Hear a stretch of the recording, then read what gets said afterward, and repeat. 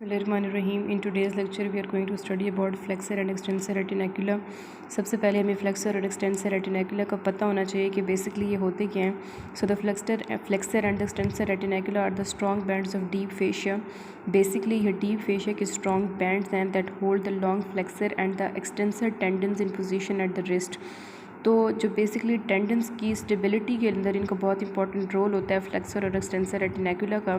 Basically these are the strong bands of deep fascia that hold the long flexor as well as extensor tendons in position at the wrist.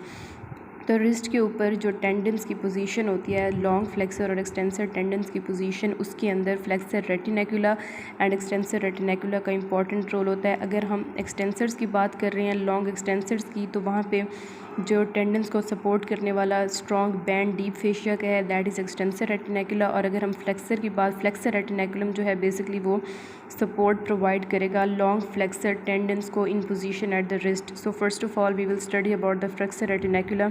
Flexor retinacula is actually a thickening of the deep fascia. Basically flexor retinacula के अंदर, retinaculum के अंदर जो deep fascia है that is quite thick, थोड़ा सा thick होता है, that holds the long flexor tendons in position at the wrist. वही इंपॉर्टेंट रोल के जो लॉन्ग फ्लेक्सर टेंडन्स हैं उनको रिस्ट के ऊपर अपनी पोजीशन पे मेंटेन रखना, स्टेबल रखना फ्लेक्सर रेटिनैकुलम का काम है.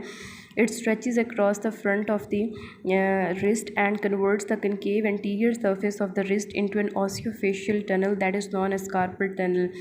Basically, flexor retinaculum जो है ना, it stretches across the front of the wrist and convert करता है anterior concave surface of wrist को एक osseofacial tunnel के अंदर, that is known as carpal tunnel.